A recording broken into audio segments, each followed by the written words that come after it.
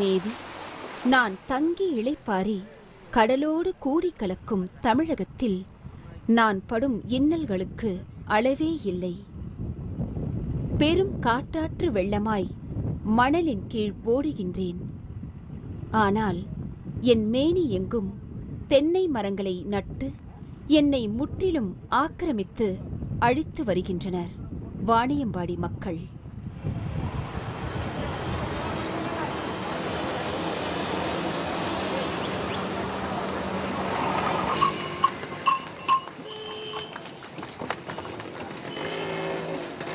வாணியம்பாடியில் நுழைந்தாலே உங்கள் உடலில் கொடூரமான வாசனைகள் வந்து உங்களை தாக்கும்.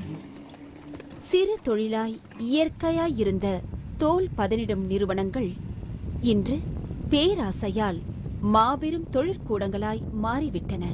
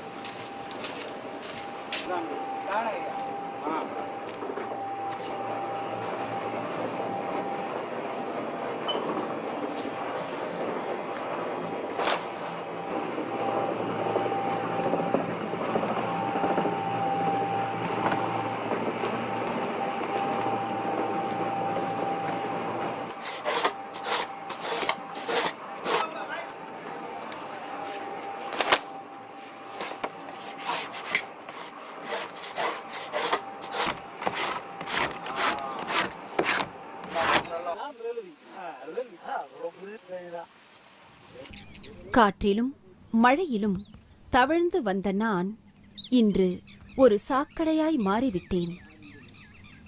இந்த பாலாத்துக்கரை ஆரம்பிக்கிற இந்த வாணியம்பாடி தாலுக்காவில் தொடர்ந்து எல்லா பகுதியிலையும் விவசாயிகள் அவங்களுடைய நிலத்தில் தென்னை மரத்தை வளர்த்தாங்க. வாழை மரம், பாக்குன்றது சொல்கிறது போல் இந்த பகுதியில் வெத்தலை பயிர், கரும்பு தோட்டம், எல்லா தோட்டமும் செழித்து வளர்ந்தது ஒரு காலத்தில்.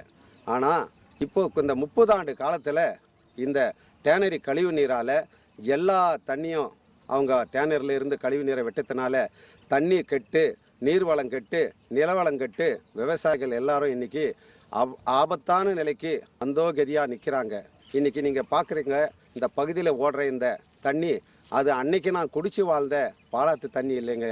இது இங்கே இருக்கிற தொழில் நடத்துகிற முதலாளிங்க மக்களை ஏமாற்றிட்டு, அரசாங்கத்தை ஏமாற்றிட்டு சுத்தம் பண்ணி விடுறேன்னு சொல்லிட்டு இன்றைய தினத்தில் இதை அப்படியே அவங்க ட்ரம்மிலேருந்து வெளியேற்ற டிஸ்சார்ஜ் தண்ணியை இந்த பாலாத்தில் விட்டு இருக்காங்க. ஆந்திர எல்லையிலேருந்து நம்ம தமிழ்நாட்டில் கால் ஒன்ற இடத்துல தூய்மையான தண்ணி பார்த்தீங்க. அங்கே மக்கள் குடிச்சிட்டு இருந்தோம், அருமையாக இருந்தது. இயற்கை வளமும் அந்த தண்ணியும் எவ்வளோ ஆடம்பரமாக அங்கே இருந்தது. அம்பலூர் பிரிட்ஜு மேலே பார்க்கும்போது ஒரு சொட்டு தண்ணி கிடையாது. அதுக்கப்புறம் பார்த்தீங்கன்னா அந்த பாலாத்தில் எந்த தண்ணியும் இல்லை. அதுதான் இதே நல்ல தண்ணி அந்த ஃபேக்ட்ரிகளுக்கு கொண்டு போய் மீண்டும் அங்கே சுத்தம் பண்ணுற பேரில் கழிவு நீர் பார் எப்படி வருது பாரு, நாற்றம் எப்படி வருது, இருக்க முடியுமா பாருங்க. தான் அந்த பாலாத்தில் மறுபடியும் சனி முடிக்குது. தோல் தொழிற்சாலை கழிவு நீரை சுத்திகரிக்கிறதுக்காக பல கோடி ரூபாய் அரசாங்கம் ஒதுக்கி இருக்குது. அந்த பகுதியிலலாம் இப்போ சுத்திகரிப்பாளைகள் திறம்பட செயல்படுறதுனால பாலாத்தில் டிஸ்சார்ஜ் கொடுக்கறதில்ல, பாலாத்தில் அவுட்லெட்டே தண்ணி வர்றதில்ல. அந்த தண்ணிங்க கூட சுத்திகரிக்கப்பட்டு மறுபடியும் அவங்க மறுபயன்பாட்டுக்காக டேனருக்கே எடுத்துக்கிறாங்கன்னு சொல்லிட்டு ஒரு செய்தி அவங்க கொடுத்துட்றாங்க. அதை பார்த்த பொதுமக்கள் கூட ஓஹோ அப்படிதான் இதெல்லாம் உண்மையாக இருக்கும்னு நினைப்பீங்க. ஆனால் இன்றைக்கி தேதியில் பாருங்கள், இத்தனை கோடி இவ்வளோ செலவு பண்ணன்னு சொல்லிட்டு செய்திகளை தான் நீங்கள் கேட்டீங்க. ஆனால் இங்கே பார்க்குறீங்களே, இதுதாங்க வாணியம்பாடி கூட்டு கழிவுநீர் திட்டத்திலேருந்து வெளியேற வாணிடெக்ன்ற ஒரு நிறுவனத்திலேருந்து வெளியேற கழிவுநீர். இந்த கழிவுநீர் சுத்திகரிக்கப்படாத அப்படியே ராவாட்டரா அப்படியே ட்ரம்மில் அவங்க தோல் தொழிற்சாலையில் பயன்படுத்த தண்ணீரை நேரடியாகவே பாலாத்தில் இதை பாய்ச்சின்னு இருக்காங்க. ஆர்ஓ சிஸ்டம் மூலிமா சுத்திகரிக்கிற நீர் அப்படியே குடிக்கிற அளவுக்கு ரேஞ்சுக்கு உருவாயிடும்னு சொல்கிறாங்க. ஆனால் நீங்கள் பார்க்குறீங்களே, இது குடிக்கிற தண்ணியாயா, ஆர்ஓ சிஸ்டம் போட்ட பின்னால் வந்த தண்ணி. இந்த கூட்டு கழிவுநீர் திட்டம்ன்றது சுத்தமாகவே மோசடி திட்டம். இது வரைக்கும் காரணமே சொல்ல முடியாத வியாதிகள் எல்லாம் இந்த மாவட்ட மக்களுக்கெல்லாம் இருக்குதுன்னு சொன்னால் இந்த எப்ளண்டால் ஊறின தண்ணியை குடிக்கிறதுனால வர வினைதான். அதே மாதிரி இந்த பகுதியில் எடுப்படுற எல்லா அந்த தொழிற்சாலையில் வர மறு கழிவுகள்னு சொல்கிற அந்த முடி, அதில் இருக்கிற உப்பு, அந்த அந்த துண்டு தோல், இது அத்தனையும் கொண்டாந்து இந்த ஆற்றுல தான் கொட்டுறாங்க. எல்லாத்தையும் இந்த ஆற்றுல கொட்டி கொட்டி கொட்டி இந்த ஆறே இன்னைக்கு ஒரு குப்பை தொட்டி மாதிரி மாறி இன்னைக்கு மக்களே வாழ முடியாத சூழ்நிலைக்கு இன்னைக்கு உருவாயிட்டு இருக்குது.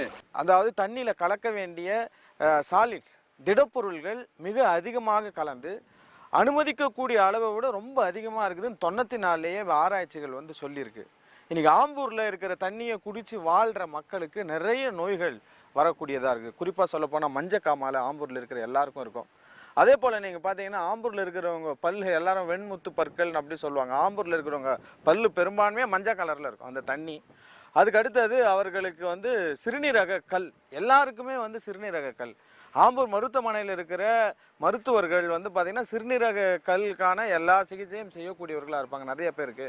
அதுக்கு அடுத்தது மிக மோசமான அளவிற்கு பாதிக்கப்படக்கூடியது இன்றைக்கி பார்த்திங்கன்னா தோல் சம்பந்தமான வியாதிகள் அதிகமாக இருக்குது.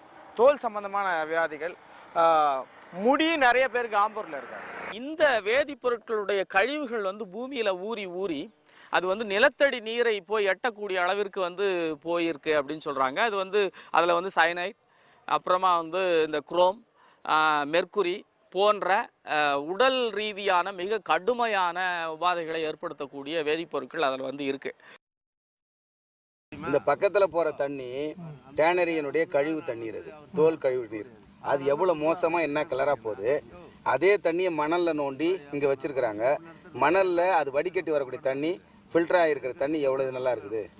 இதே போல் நம்ம இயற்கையிலே ஃபில்டர் ஆகக்கூடிய தன்மை இந்த மணலுக்கு இருக்குது. எப்போல்லாம் மழை பெய்கிறதோ அப்போல்லாம் இந்த தோல் பதனிடும் தொழிற்சாலையில் இருக்கக்கூடியவங்க என்ன செஞ்சிருவாங்கன்னா ரொம்ப தந்திரமாக அந்த கழிவு தொட்டிகளை திறந்து விட்டுருவாங்க. தண்ணி ஆற்றுல விட்றாங்க. அந்த தண்ணி இப்போ நம்ம கெடவரமே போது பாருங்கள், வெட்டி பாருங்கள். அந்த தண்ணி அப்படியே விடுது. அந்த தண்ணி கிணத்துல, அதே தண்ணி கிணத்துல வருது. தண்ணி விட்டா வெளியே விட்டா நுரக்க போகுது. கசப்பு, உப்பு கசப்பு. அது மாட்டுக்கு மனுஷனுக்கெல்லாம் நாங்கள் இங்கே தான் எடுத்து வரோம். நல்லா கம்பு சோளம் எல்லாம் கரும்பு எல்லாம் பூரா பயிரும் பண்ணிடுவோம். இப்போ இந்த எப்பலாண்டு கட்டத்துக்குன்னே எல்லா பயிரும் வந்துச்சுங்கண்ணா. இது கட்டி இங்கே கொண்டு தண்ணி விட்டாங்க சுத்தமாக அவுட்டு. அதுக்கு எத்தனையோ முறை நான் மெட்ராஸுக்கெல்லாம் கூட லெட்டர் அனுப்பிச்சேன். மாசு கட்டுப்பாடு வாரிக்கு அவங்களே நமக்கு எந்த தண்ணி எடுத்து போகிறாங்க மாதத்துக்கு ஒரு இப்போ அவங்க வரதே இல்லை சுத்தமாக. அவங்க கூட 6 மாதத்துக்கு மேலே மாதத்துக்கு ஒரு ஜீப்பில் இங்கே தண்ணி எடுத்து போவாங்க, எல்லாம் பண்ணுவாங்க. ஆனால் அவங்க அந்த தண்ணியை நீ குடிக்காதன்ட்டாங்க. அந்த 700 கூட நீ குடிக்காத அப்படின்னு சொல்லிட்டு விட்டார் அவர். இப்போ அவங்க கூட ஒரு 6 மாதம் வருஷம் ஆச்சு வரதில்லை, நின்றுட்டாங்க. அரசியல் கட்சிக்கார யாரும் எந்த நடவடிக்கை எடுக்கல. அப்படி யாரும் பேசினா அவங்க துட்டு கொடுத்து வேலைக்கு வாங்கிடுறாங்க. வீடியோ கேமராலாம் கூட எடுத்தோம். என்ன கலெக்டர் வர வச்சோம், எல்லாம் பார்த்தாங்க. பூரா அதெல்லாம் கேமரா எடுத்தாங்க. ஆற்றுலலாம் போய் கேமரா எடுத்தாங்க. எல்லாம் பார்த்தாங்க. கடைசியில் எதுவுமே பண்ணலாங்க. போய் டிவியில் விளம்பரம் பண்ணுறாங்க, பேப்பர் கொடுக்குறாங்க, எதுவுமே செய்யலை. பாருங்க, சோளம் வரைச்சேன் மலையத்தில் சோளம் வரைச்சேன், நல்லா முளைச்சிச்சு. இந்த தண்ணி விட்டம் பாரு எல்லாம் போயிது பாரு. அது இப்போ ஒரு 20 நாளைக்கு முன்னே மழை பெய்ஞ்சிச்சு. அந்த ஏத்தில் வரைச்சிட்டு நல்லா முளைச்சிச்சு. அந்த மலையத்தில் தண்ணி விட்டம் பாரு எல்லாம் போயிடுச்சு பாரு.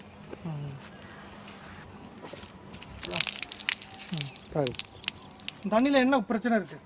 உப்பு கசப்பு, உப்பு ஏகப்பட்ட உப்பு. அதான் சொல்ல என்ன கொஞ்சம் விட்டு பாருங்க நீங்கள் அப்படின்ட்டு. நீங்கள் விட்டு பார்த்தீங்கன்னா உங்களுக்கு தெரியும் அதனுடைய இது அப்படின்ட்டு. அப்படியே பிசு பிசு பிசு தண்ணி ஊற்றினா கூட பிசு பிசு பிசுந்து உடம்பெல்லாம் கிணத்து கிடக்கு. போகிறது பார்த்தா எல்லாத்துக்கும் பாரு எல்லாம் அப்படியே குறையா காணும் பாரு. பம்பு பைப்புங்கெல்லாம் கடைசி வரைக்கும் இதெல்லாம் இந்த சாப்பிட்டு இப்போ தான் ஒரு 3 மாதம் ஆச்சு நான் போட்டு பூரா எல்லாம் மாதிரி எப்படிங்கிறது 2000 ரூபாய் செலவாச்சு. பம்பு ரிப்பேருக்கு மட்டும் 3 மாதம் தான் ஆச்சு. 90 நாள்.